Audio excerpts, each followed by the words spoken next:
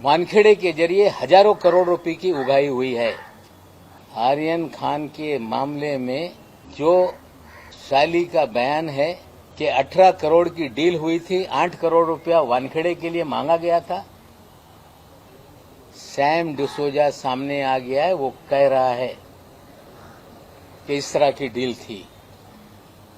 Sam D'Souza भी इनके private army का ही प्लेयर है। इतने दिन से सैम डिसोजा का नाम चर्चा में है, वो कभी सामने नहीं आया। इसे भी सिखा के समझाकर भेजा गया और वो कह रहा है कि एनसीबी के लोग उसमें नहीं थे।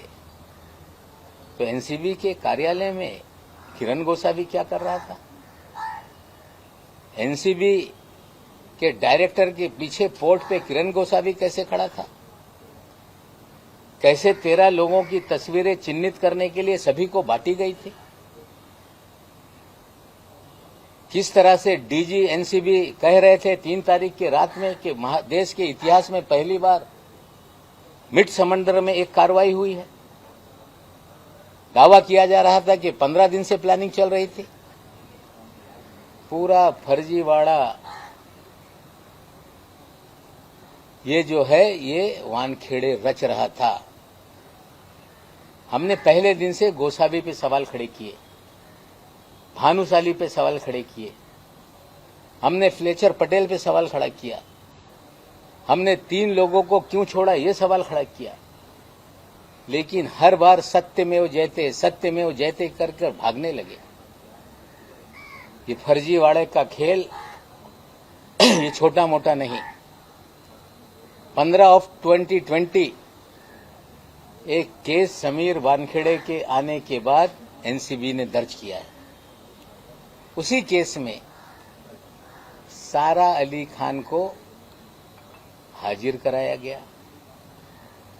उसी केस में श्रद्धा कपूर को बुलाया गया। उसी केस में दीपिका पादुकोण को बुलाया गया। सारी फिल्म इंडस्ट्री को 15/2020 की केस में बुलाया गया। आज तक ना वो केस बंद हो रहा है, ना चार्जशीट हो रही है।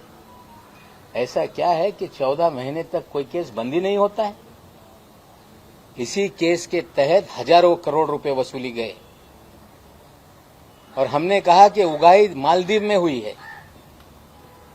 2 तस्वीरें हमने डाली, एक दुबई की, एक मालदीव की। ये कह के भाग जाना कि मैं दुबई कभी नहीं गया, बहन दुबई गई थी। आप मालदीव में थे। मालदीव का दौरा कोई आसान नहीं होता। इतने लोग जाएंगे तो 20-30 लाख रुपए का खर्चा।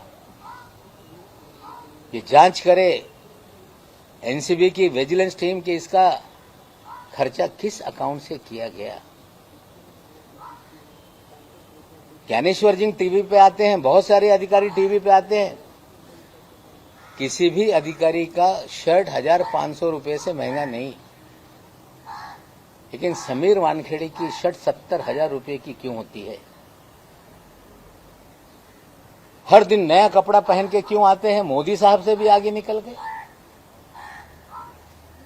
पतलून लाख रुपए की, पट्टा 2 लाख रुपए का, जूता 2.5 लाख रुपए का, घड़ी 50 लाख रुपए की, 25 लाख रुपए की, 30 लाख रुपए की। एक अपराइड अफसर, वे सारी तस्वीरें आप लोगों को दे दूंगा।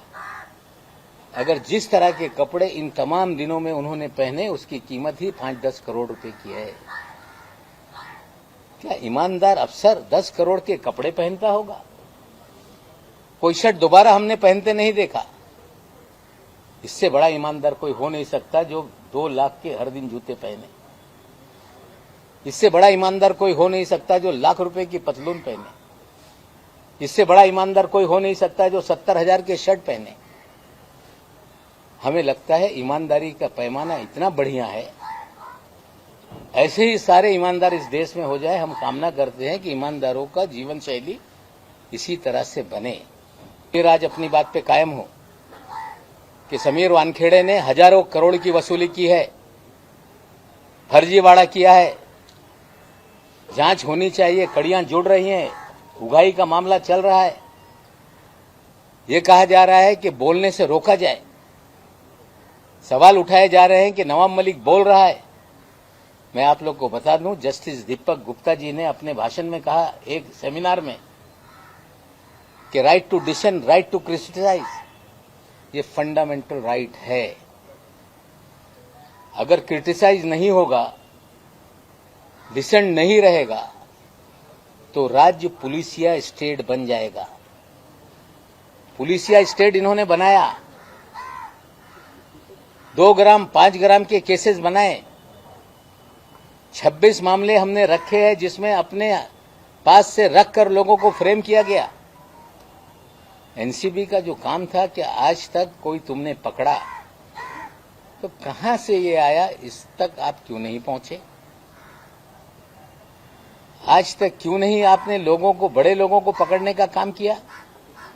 आज साथियों मैं और एक जानकारी दे रहा हूं कि महाराष्ट्र के जेएनपीटी पोर्ट पर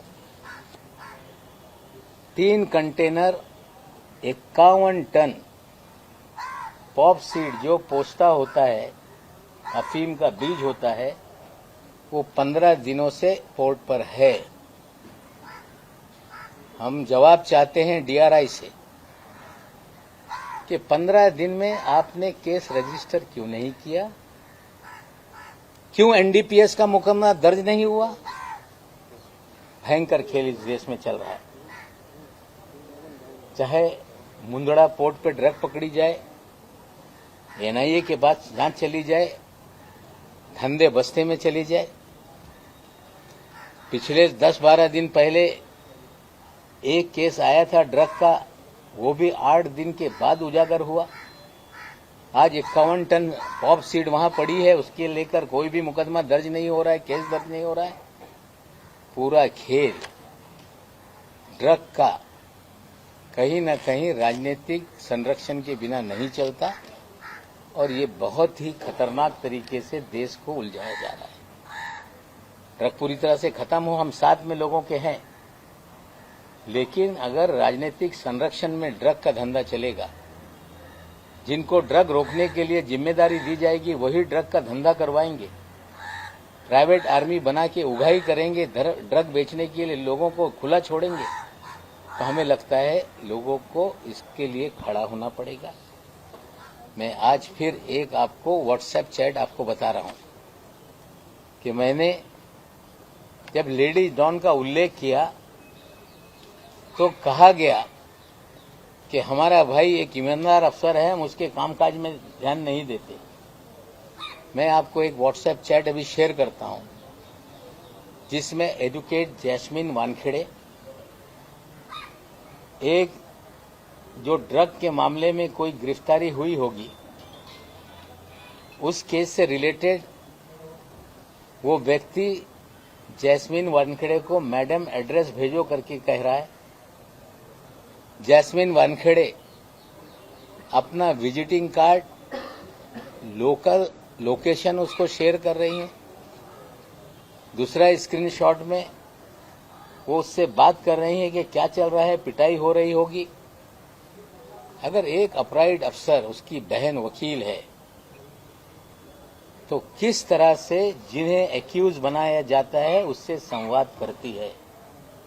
मैं फिर कह रहा हूं कि प्राइवेट आर्मी का खेल था। उगाही के धंधे में ये सारे प्राइवेट आर्मी के लोग थे और लेडी डॉन भी इस धंधे में शामिल थी। मैं आज फिर कह रहा हूं, निश्चित रूप से महाराष्ट्र, मुंबई की पुलिस जांच कर रही है। वानखेड़े भाग रहे हैं कि मुकदमा मामला सीबीआई को दे दो, एनआईए को दे दो।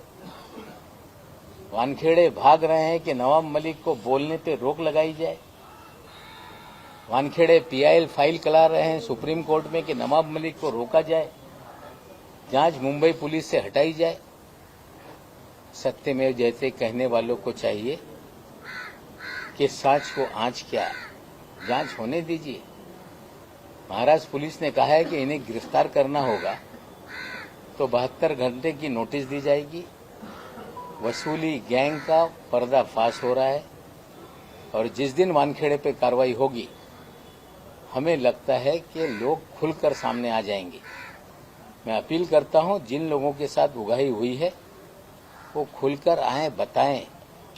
अगर डर में जियोगे तो ये पुलिसिया राज देश के लोकतंत्र को खत्म कर देगा। मैं आपके माध्यम से अपील करता हूं।